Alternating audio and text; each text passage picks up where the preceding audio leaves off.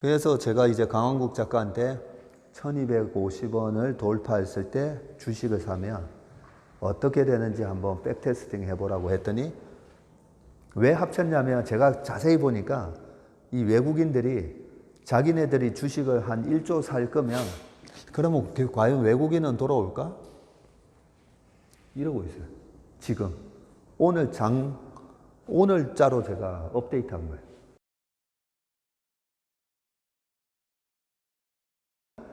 그래서 제가 나중에 이 영상을 보세요 라고. 타이밍을 알 수가 있나요? 1250원 환율이 올라갔을 때, 빵 뚫을 때 주가는 확 빠져요. 그리스 사태 때 주가 올라가. 2016년 중국발 위기 도이치방크가 망할 수도 있다 뭐 이런 얘기 나올 때 또 1250원 주가 빠져요. 근데 그 이후로 주가가 이렇게 올라가요. 코로나 때 1299원 갔을 때 주가가 박살이 났는데 주가 올라가요. 실업률은 14.7%까지 올라가는데 2차 팬데믹이 이 그래프처럼 2차 팬데믹이 막 왔었어요. 근데 주가는 계속 올라가요. 환율 다시 떨어지고 요때 채권 금리 얼마였죠? 아까 10년물이 0.55까지 빠졌어요.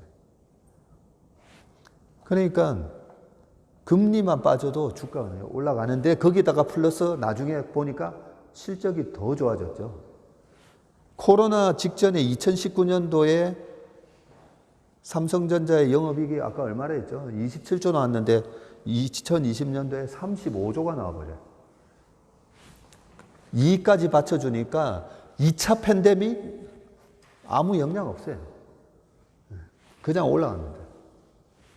근데 파는 게 너무 어려워요. 그죠? 주식은 근데 파는 게 너무 어려워요. 근데 지나고 보면 사실 이때 주식 사는 것도 힘들었고 다 여기서 막 쫓아 사셨잖아요. 사는 거 파는 거 다 어렵습니다. 근데 사는 거는 환율 1250원 뚫었을 때 사고요. 파는 게 너무 어려운데 파는 거 환율이 1100원이에요. 이게 1100원. 자, 환율이 1100원을 깼을 때 주가가 여기 있어요. 왜 깨는지 아세요? 외국인이 주식 사니까. 그리고 우리나라 수출, 무역수지 흑자가 왕창 나니까. 왜냐하면 환율이 좋았으니까. 수출이 잘 돼서 왕창. 지금도 수출은 사상제재 흑자 나는 거 아시죠? 단지 유가 수입 물가가 너무 높아져가지고 무역수지 적자가 나고 있는데 환율이 좋으니까. 근데 1100원 깨져요. 유가도 안정되고 뭐 여러 가지 무역수지가 좋고 외국인까지 들어. 근데 1100원 깨졌을 때 여기 있어요. 다른 때는 어땠나? 2016년도에 올라갔다가 그 다음에 주가 올라가는데 1100원이 깨져요. 이때가 2018년 1월 29일이 우리나라 2607 찍을 때예요. 그리고 코로나 때 한번 볼까요? 코로나 때 1299원 갔다가 주가가 쫙 올라가면서 딱 12월 됐으니까 그때 8개월 딱 지나니까 1299원이 1100원이 깨지면서 1080원이 돼요. 1080원이 됐을 때 우리나라 코스피는 어땠나? 여기 있어요. 그리고 지금 1300원 하고 있는 겁니다. 여기서 그래서 제가 이제 강원국 작가한테 1250원을 돌파했을 때 주식을 사면 어떻게 되는지 한번 백테스팅 해보라고 했더니 막 해가지고 3%에서 발표를 한 거예요. 우리나라 IMF 때 포함해서 닷컴버블 깨졌을 때, 그리고 코로나 사스가 터졌을 때, 금융위기가 터졌을 때, 리만 사태 망하고 나서 10월 달에 이게 전부 다 1250원 돌파할 때예요. 그리고 그리스 사태 때, 코로나 때 쭉 해보니까 12개월 지나니까 22.9, 29, 62, 17, 30, 92. 지금 3% 특판 예금, 5% 특판에 돈이 몰려가잖아요. 제가 보면 그냥 주식 사는 게 나은데? 주식 사면 그 사이에 배당도 받아요.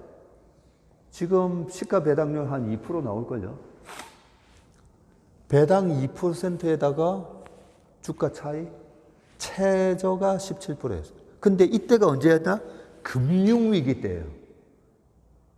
이번에 금융위기가 나올까요, 내년에?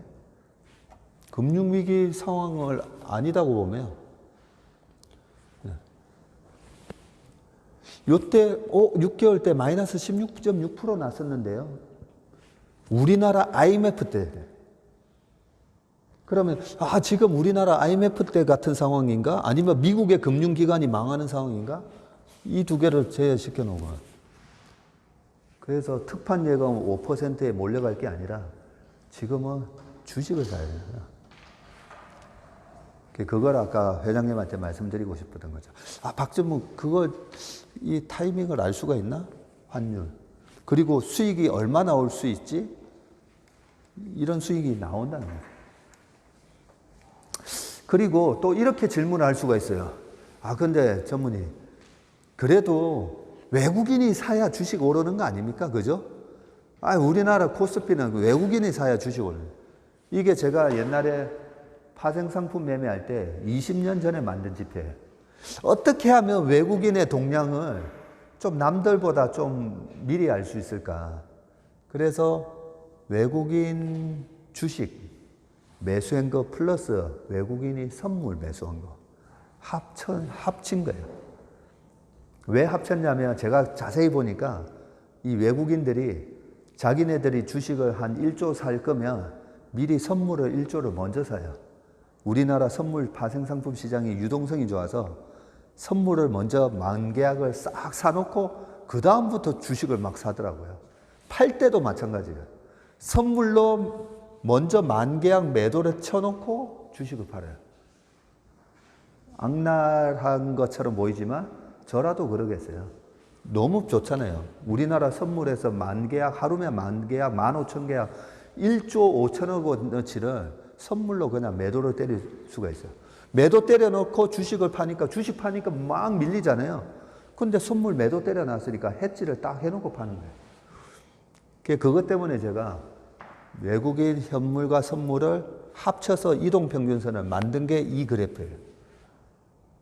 코로나 직후에 시장이 이게 말이 됩니까? 이게 말이 돼 하는데 외국인이 쫙 사면서 올라갔고요.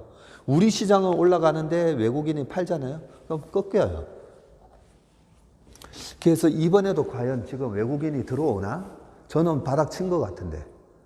저는 바닥 친 것 같아요. 7월 말에 제가 이런 생각하면 외국인들도 틀림없이 이번에 금리가 마지막 인상하는 거고 10년물 국채금리가 지금 유가랑 다른 원자재 가격, 곡물가 보니까 떨어질 것 같고 금리가 떨어지면 주가가 올라갈 거니까 그러면 걔네들 입장에서는 지금 우리나라 주식이 환율로 보잖아요. 환율로 보면 되게 싸요.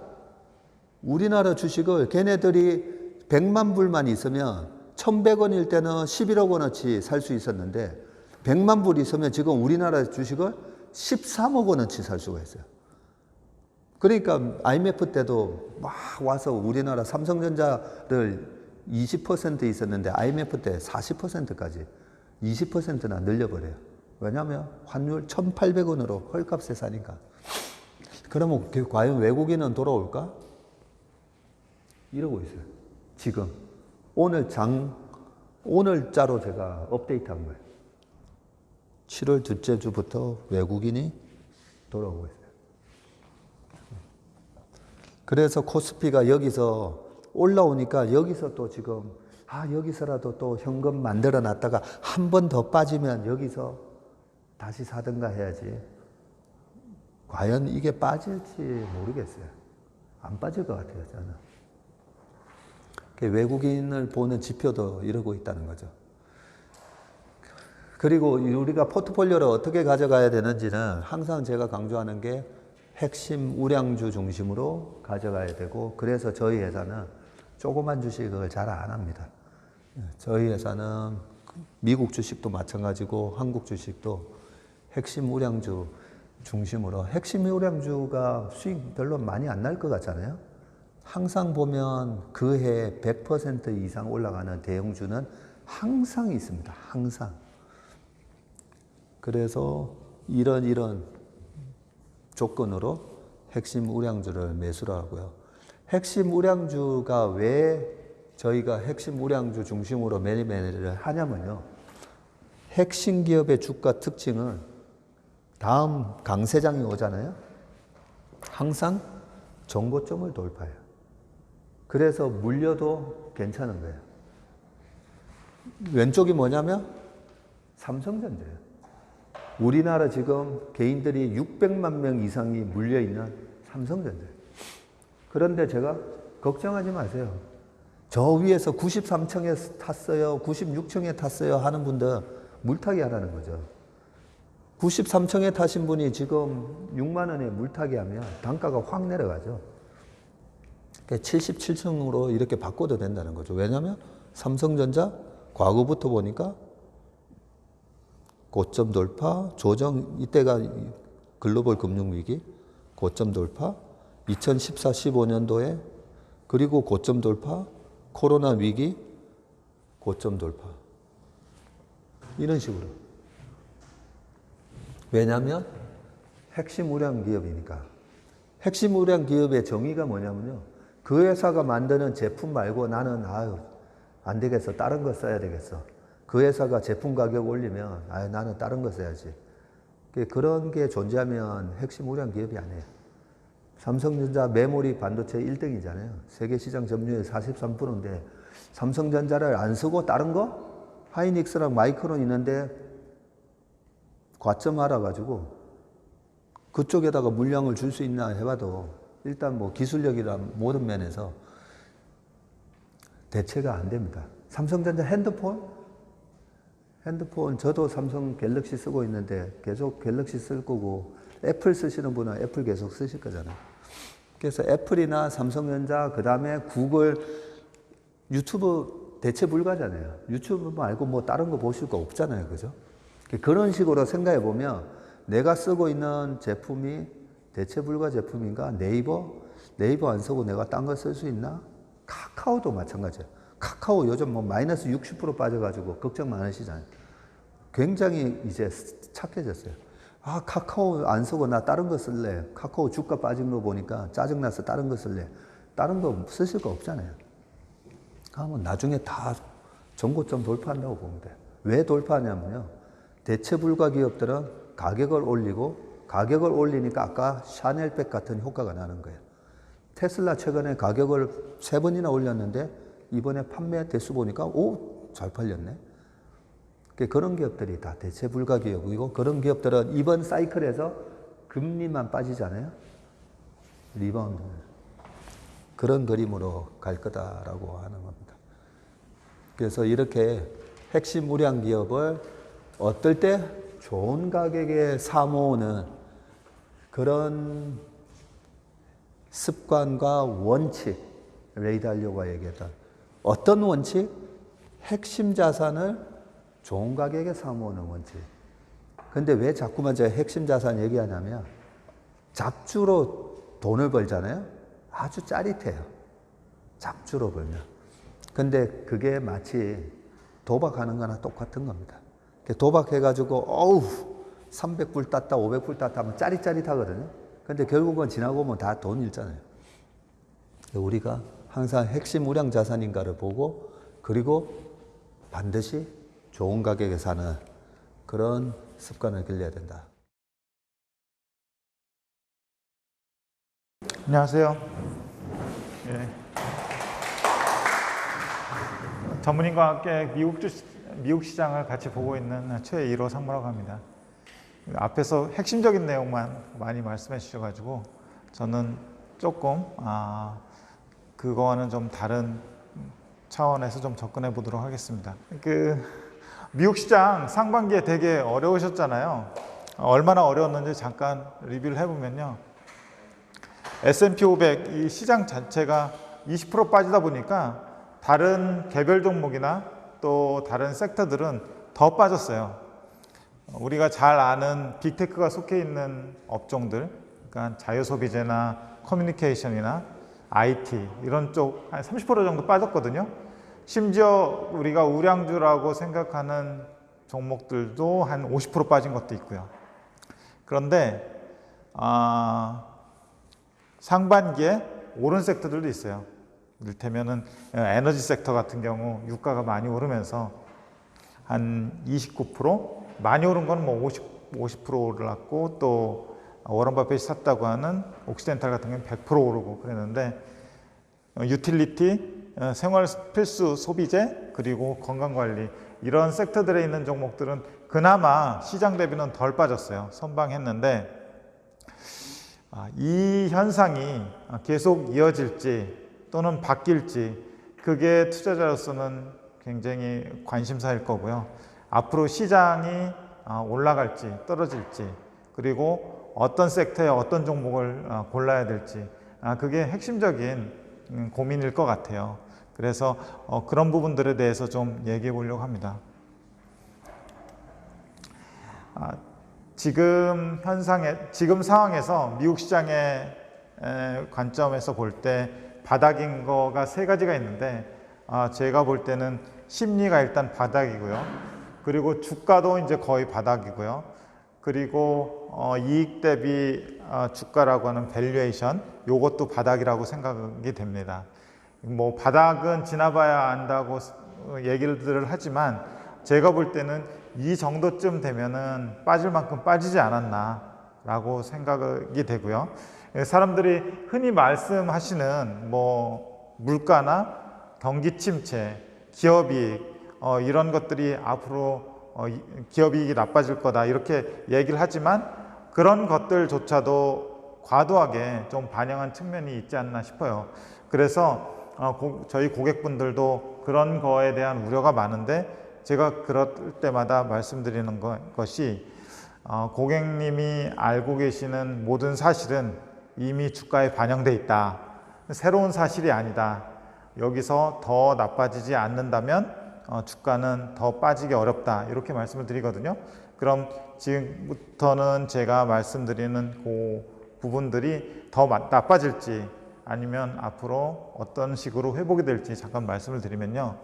일단 제가 좀 전에 심리하고 주가하고 밸류에이션 바닥이라고 말씀을 드렸는데, 심리 지표를 측정하는 기관이 있는데 CNN 비즈니스라고 해서 Fear and Greed Index라고 하는 지수를 만들어요.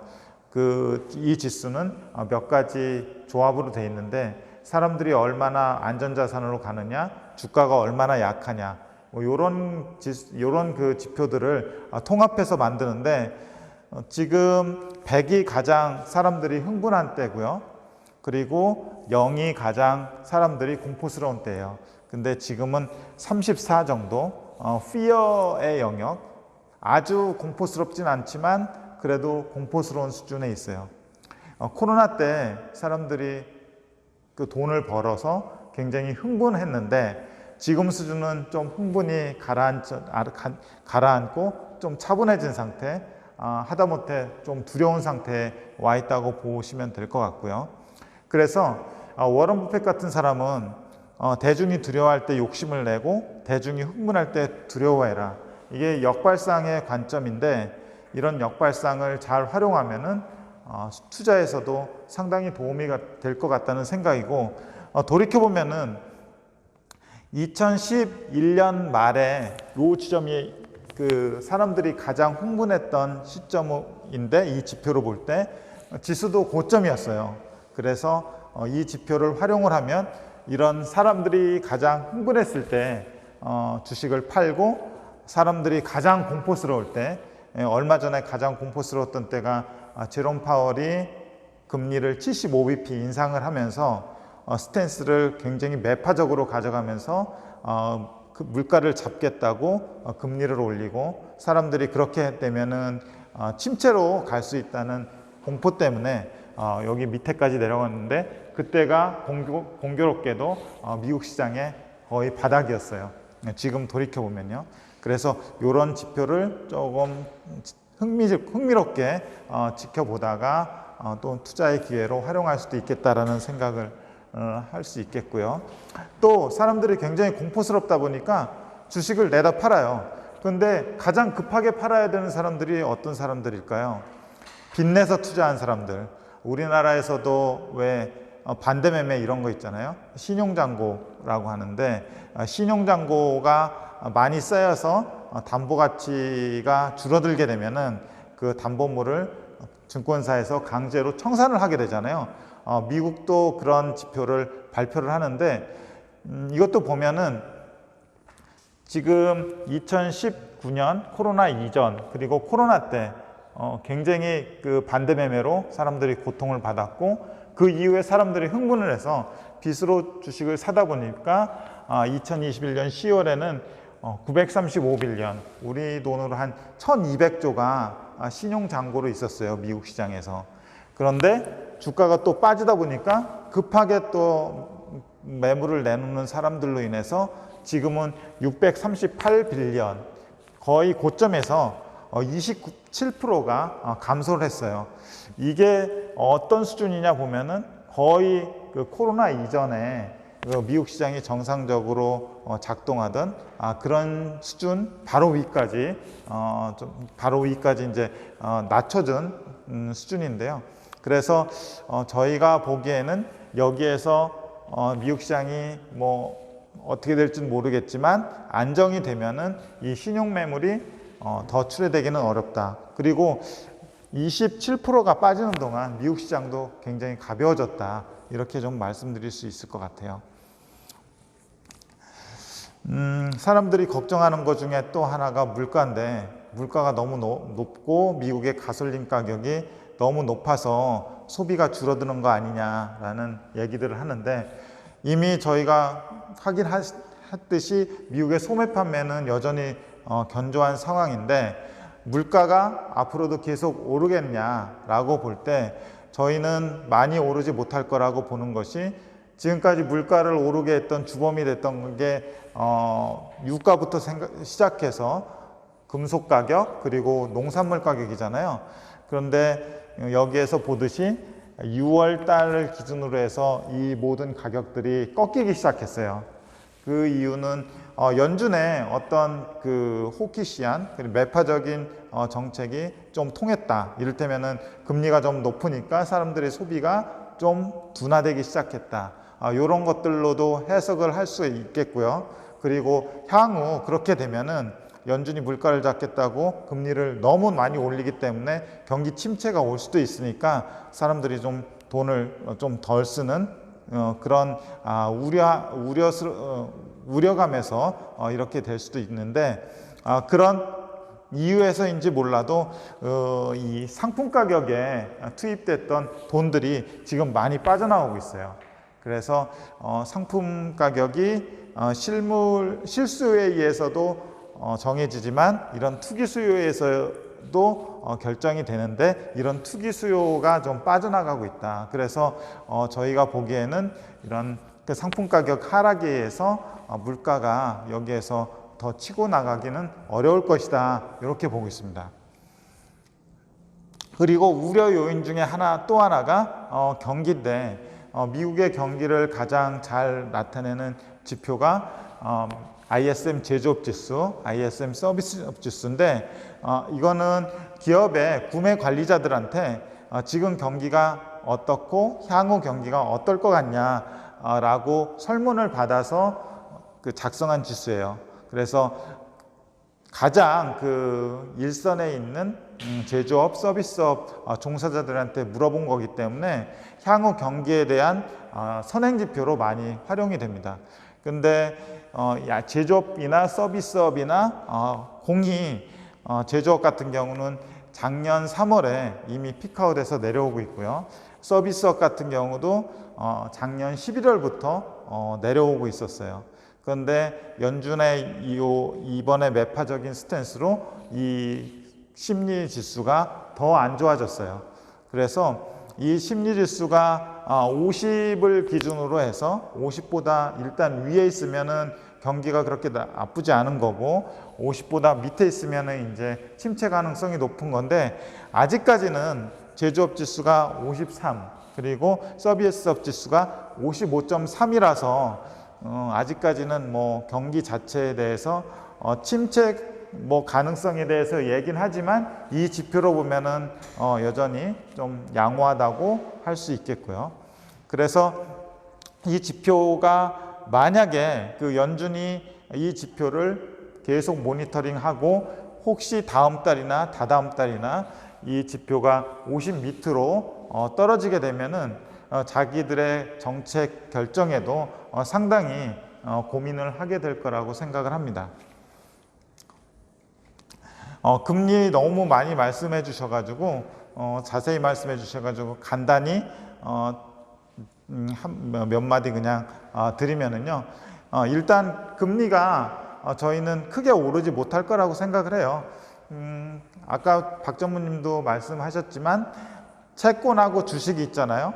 그 두 가지 상품이 금융시장에서 경합을 하는데 금리가 너무 높으면은 주식보다는 채권 쪽으로 돈이 몰리고 금리가 너무 낮으면 이를테면은 지난번에 코로나 때 0.5%까지 갔기 때문에 사람들 생각이 너 금리가 너무 낮아서 주식을 할 수밖에 없다는 생각을 했는데 지금은 그런 상황까지는 아닌 것 같아요. 왜냐하면 지금 10년물 기준으로 코로나 때 0.5%까지 갔던 금리가 3%대 왔다 갔다 하고 있거든요. 그럼 3%가 좀 애매한 수치이긴 하지만 여기서 4%, 5% 간다면 주식의 매력은 굉장히 떨어지겠죠. 그런데 저희가 보기에는 지난번에 3.5%도 찍긴 했지만 3% 이상으로 가긴 어렵다고 보는 것이 이 금리를 결정하는 게 경기하고 물가거든요. 근데 아까 물가 말씀드렸을 때 상품 가격이 하락을 하고 있기 때문에 물가는 치고 올라가기 어렵다. 그리고 경기를 말씀드렸을 때 미국의 그 제조업 지수 그리고 서비스업 지수가 하락하고 있는 상황이고 연준의 호키시한 스탠스로 인해서 경기가 여기서 치고 올라가기 어렵다. 그 두 요인이 둔화가 되고 있기 때문에 저희가 미국채 10년물 기준으로 금리도 더 이상 올라가기 어렵다고 보는 거예요. 그렇다고 보면은 우리가 우려했던 금리가 너무 올라가서 주식의 매력도가 떨어지는 거에 대해서는 조금 우려를 내려놔도 되겠다. 이렇게 보시면 될 것 같아요. 그래서 아까 상반기에 미국 시장이 그 에너지, 필수소비재, 유틸리티 이런 섹터들이 선방을 했잖아요. 그런데 하반기 얼마 지나진 않았지만 뭐 20일 정도 지켜보면은 그 색깔이나 스타일이 완전히 뒤바뀌었어요. 상반기에 굉장히 그 루저였던 자유소비재나 IT나 커뮤니케이션 섹터, 우리가 소위 말하는 빅테크들이 들어있는 섹터들이에요. 자유소비재 같은 경우는 테슬라가 들어있고요. 그리고 아마존이 들어있고요. IT 같은 경우는 애플, 마이크로소프트, 그리고 커뮤니케이션 같은 경우는 구글 이런 종목들이 들어있거든요. 이렇게 상반기에 빌빌거렸던 섹터들이 하반기, 그러니까 지금 한 20일 정도 지난 시점에서 보니까 굉장히 그 섹터, 그 미국 시장에서 선방을 하고 심지어는 크게 올라가고 있어요. 최근에 미국의 그 반도체 지수인 필라델피아 반도체 지수만 보더라도 여기에는 표시가 돼 있지는 않지만 굉장히 가파른 그 상승을 보이고 있고요. 그 이유는 지금까지 금리나 경기나 뭐 이런 요인들로 굉장히 과도하게 빠졌던 주가가 어느 정도 정상화되는 구간이라고 봐야 될 것 같아요. 그래서 말씀드리고 싶은 거는 지금 대체로 S&P 500이나 나스닥 지수가 20% 내외 또는 그 이상 빠져 있고 지금 그 빠진 요인들이 경기나 금리나 물가 이런 요인들로 인해서 과도하게 빠져 있기 때문에 그런 요인들이 좀 완화되는 것만으로도 저희는 주가가 어느 정도 정상화될 텐데 그 주가가 정상화될 때 어떤 섹터를 봐야 하나라고 보면은 많이 빠진 섹터들 그리고 섹터 어프로치는 그렇게 하고 그 종목 어프로치를 할 때는 많이 빠진 종목들의 핵심 종목 요거를 보야 된다라고 생각을 합니다. 그런데 한간에는 이렇게 말씀하시는 분들도 있어요. 그러면은 뭐 경기가 나빠지면은 기업들 이익은 분명히 나빠져서 주가는 이 기업 이익의 함수인데 주가가 나빠지는 거 아니냐라고 이렇게 얘기를 하세요. 그래서 실제로 주가가 얼마나 똑똑하냐면 애널리스트들이 추정치를 조정하기 전에부터 시작해서 주가가 미리 빠지는 경향들이 있어요. 이를테면 그 2018년하고 2019년 사례하고 최근에 2022년 사례를 가져왔는데 이게 애널리스트들이 그 추정하는 기업 이익 추정치고요. 그 빨간 선이요. 그리고 파란 선은 실제 주가예요. 보면은 기업이의 추정치는 계속 올라가는데 주가는 이상하게 빠져요. 그런데 실제로 주가가 다 빠지고 난 다음에 바닥을 치고 난 다음에 그때서야 비로소 애널리스트들이 추정치를 내려요. 그런데 추정치를 내리는 이유가 실제로 기업 이익이 안 좋고 향후에도 안 좋아질 거라는 그런 전망이 이 구간에서 우세하기 때문에 기업 이익 추정치를 내리는데 그때 내리기 시작하면서부터 또 주가는 올라요. 바닥을 치고요. 그래서 실제로 또 뒤에 가보면은 애널리스트들이 기업이익 추정치를 다 내리고 주가가 어느 정도 상승한 다음에 기업이익 추정치가 또 올라요. 그래서 여기에는 이제 많은 메커니즘이 있지만 아까 박 전무님이 말씀해 주셨던 대로 2015년 말부터 2018년 말까지 미국에 긴축이 있었거든요.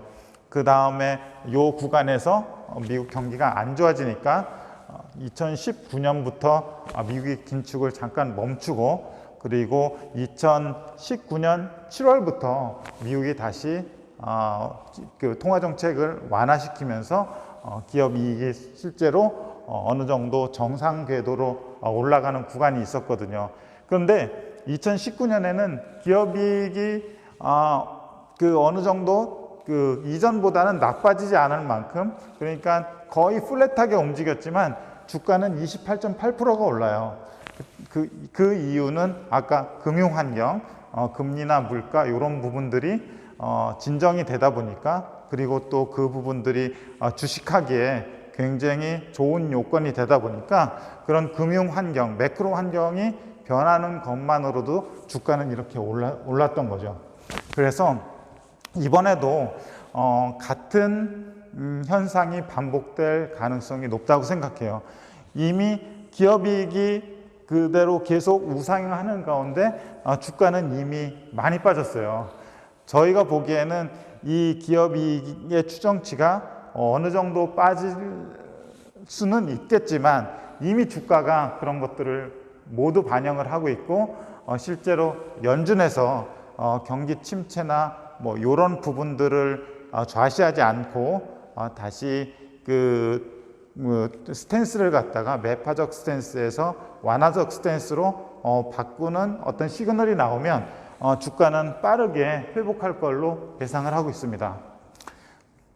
그래서 결론적으로 어떻게 대응을 해야 되느냐에 있어서 방금 전에 말씀드린 대로 상반기에 많이 빠졌던 섹터들이 지금까지 미국을 이끌고 온 핵심 섹터들이거든요. 그 중에서도 핵심 섹터들 중에서 핵심 종목을 모아가는 전략을 저희는 추천을 드리고 있습니다. 이상입니다.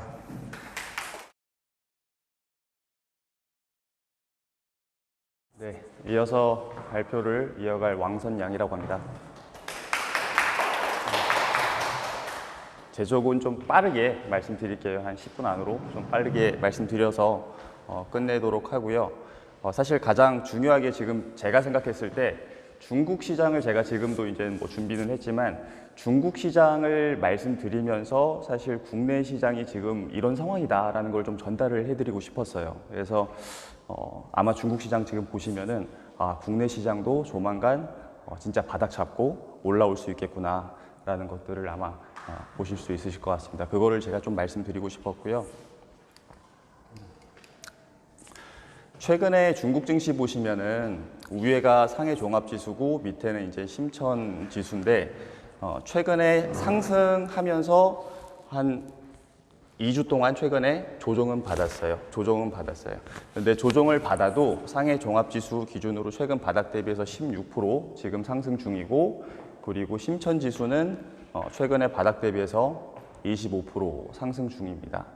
그래서 지금 중국 증시가 이렇게 올라오고 있는 거 대비해서 저희 한국 증시는 아직까지는 그렇게 세게 못 올라가고 있잖아요. 그래서 중국 증시가 그러면은 여기서 추가적으로 더 얼마나 올라갈 수 있는지, 진짜 바닥을 잡은 건지 그거를 좀 말씀드리도록 하겠습니다. 지금 상해 봉쇄가 올해 4월 달에 중국에서 상해 봉쇄가 이뤄졌습니다. 그래서 거의 한 달 동안 락다운 했어요. 상해를 봉쇄를 하다 보니까 상해에 사는 사람들이 막 밖으로 못 나가고 막 그런 현상이 발생이 됐는데, 지금 보시는 지표는 중국 전체, 그냥 상해뿐만 아니라 중국 전체에 있는 컨테이너 수송량의 지표예요.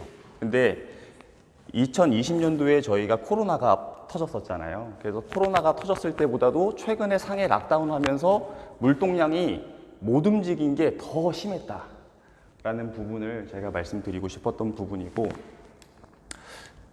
그러다 보니까 상해 락다운이 되다 보니까 최근에 발표된 2분기 중국의 GDP 성장률도 보시면은 제일 끝에 있는 게 상해예요. 상해 혼자만 마이너스 13.7%. 네. 그리고 보면은 북경도 여기 옆에 있는데 북경은 마이너스 2.9%. 지금 다 보면은 이 지역들이 다 락다운을 했던 지역들입니다. 2분기 때. 이렇게 락다운을 하다 보니까 이런 GDP 성장률 마이너스가 났고, 그래서 최근에 GDP 발표한 것들이 굉장히 암울하고 경제지표 발표한 것들이 굉장히 안 좋게 지금 발표가 되고 있어요. 중국 같은 경우는. 그래서 상해 락다운 때문에 최근에 발표된 경제지표가 어떤지 좀 보시면은, 이 필수 소비자하고 자유 소비재인데 검정 색깔이 필수 소비재입니다. 2020년도에 코로나가 터졌을 때도 이 정도 수준인데 락다운 하면서 최근에 여기까지 지금 내려온 상태고, 지금 자유 소비재도 마찬가지로 지금 이 정도 수준이다라는 부분이고, 자동차도 판매되는 게 보시면은 코로나 수준이 여기 정도 수준인데 지금 여기까지도 빠져 있는 상태예요. 그러니까 상해 락다운으로 인해 가지고 중국에서 발표되는 경제 지표들도 굉장히 암울하고, 그런 부분들 때문에 중국에서 뭔가 경기 부양책을 세게 지금 내놔야 되는 그런 상황이 왔어요. 중국 같은 경우는. 그래서 중국에서 그런 경기 부양책을 내놔야 되는데, 올해 중국에서 목표하고 있는 GDP 경제 성장률이 원래 당초에 중국 정부의 목표가 5.5%였습니다. 근데 지금 시장의 컨센서스가 4.1%까지 내려왔어요. 아마 쉽게 못 맞힐 것 같아요. 근데 지금 이 자료는 삼성증권인데 삼성증권은 3.7%까지 내려놓은 상태고, 이 경제 지금 경제 성장률을 올리려면은 엄청난 경기 부양책을 내놔야 되거든요. 그래서 최근에 중국에서 돈도 풀고, 뭐 자동차도 이제 부양책도 쓰고, 부동산도 좀 부양책도 쓰고 하는 그런 상황이거든요. 그거에 대해서 좀 말씀드리겠습니다. 그래서 지금 중국이 부양책을 쓰기 위해서 돈을 좀 풀기 시작한 것 같아요. 최근에. 이 왼쪽에 보시는 거는 M2고, M2가 최근에 부양책을 쓰면서 바닥 잡고 이제 올라오고 있는 상황이고, 그리고 단기 대출, 검정 색깔이 단기 대출인데 대출도 이제 늘어나고 있는 상황이고, 그리고 중장기 대출도 약간 반등해서 올라가는 상황이고, 그래서 전반적으로 시장에 돈을 좀 푸는 그런 움직임이 지금 보이고 있어요. 중국 같은 경우는. 그리고 아까 말씀드렸던 것처럼 중국에서 소비를 부양하려면은 가장 효과가 좋은 게 자동차 판매를 많이 하면은 가장 좋아요. 그래서 이 왼쪽에 보시는 표는 자동차 판매 데이터인데 부양책을 이제 막 쓰다 보니까 최근에 6월 달에 발표된 데이터인데 194만 대 판매가 돼가지고 이게 2019년도, 21년도 평균치를 넘어서 버렸어요. 판매량 기준으로 봤을 때. 지금 엄청나게 부양책을 쓰고 있는 거예요, 지금 중국에서. 그리고 부동산도 지금 이 빨간 색깔, 이 핑크 색깔 보이시는 표가 최근 이제 데이터인데 보시면은 계속 반등해서 이제 올라가고 있는 상황입니다. 이거는 이제 2019년도, 2021년도 파란 색깔은 평균인데 평균치 대비해서는 아직은 못 미치지만 부동산 쪽도 반등이 나오고 있다라고 보시면 됩니다. 그래서 지금 돈도 풀고 있고 열심히 경기 부양책을 지금 하고 있는 그런 상황입니다. 그러다 보니까 외국인들이 기가 막히게 또 코로나가 지금 외국인 같은 경우는 이 검정 색깔 선이 외국인 누적 순 매입액이에요. 그러니까 중국 시장에 외국인들이 얼마나 이제 사고 들어오는지를 이제 보시는 지표인데 지금 이 데이터 기준으로 봤을 때 6월 달 초부터 본격적으로 이제 사서 들어오고 있거든요. 그래서 외국인이 봤을 때도 중국은 경기 부양책을 엄청 세게 할 수밖에 없겠구나. 경제 지표가 이미 코로나 수준까지 발표가 됐고 중국에서 엄청난 경기 부양책을 쓰게 되면은 주식시장은 올라갈 수밖에 없겠구나라고 생각을 한 것 같아요. 돈도 또 풀기 시작했고 중국은 지금 미국하고는 좀 다른 게 미국은 CPI 지수가 최근에 발표된 거 보면 8%, 9%. 중국은 지금 CPI 지수가 2.5%. 그래서 돈을 풀어도 물가 상승 압력에 별로 크게 영향은 안 받아요. 그렇기 때문에 중국 같은 경우는 돈을 지금 열심히 푸는 그런 상황이다. 그래서 중국은 확실히 제가 봤을 때도 바닥은 잡은 것 같다라고 보여요.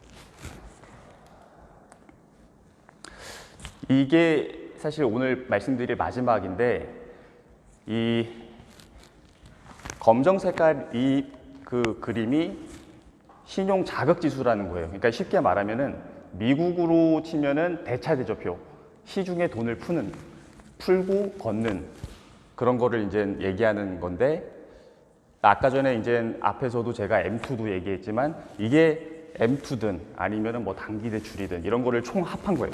그렇게 보시면 돼요. 쉽게 생각하시면은. 그래서 이 코로나가 발생이 되면서 돈을 많이 풀다가 작년에 중국은 긴축에 먼저 들어갔어요. 작년에 금리 인상도 많이 하고 긴축에 들어가다 보니까 작년에 부동산 시장이 중국에서 안 좋았어요. 그래서 작년에 헝다가 망한다. 이런 얘기가 나온 게 작년이에요. 작년 연말. 그리고 올해 연초까지. 그게 왜 그러냐면은 돈을 걷었기 때문에, 금리 인상하고 돈을 걷었기 때문에. 그래서 부동산에 영향을 많이 받았거든요.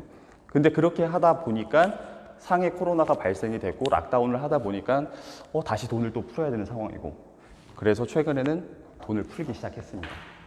근데 지금 이 지표를 제가 왜 갖고 왔냐면은 이 코스피 지수랑 같이 해가지고 그려보면은 시차가 조금은 존재하지만 거의 흡사하게 움직여요. 중국에서 돈을 풀 때, 특히 이 바닥 구간에서. 그래서 이거는 제가 한 2, 3주 전에 그 발표 설명회 자리에서도 계속 썼던 자료인데, 그때에도 제가 말씀드렸던 거는 시차는 존재하지만 결국에 코스피 지수 올라갈 겁니다. 그리고 삼성전자도 올라갈 겁니다. 근데 지금 코스피 지수 반등 나왔잖아요, 최근에. 그래서 제가 봤을 때는 지수도 바닥 잡은 것 같아요. 국내 지수도. 그래서 그런 부분들을 좀 말씀드리고 싶었습니다. 네, 이상입니다. 네, 오늘 설명회는 여기까지입니다.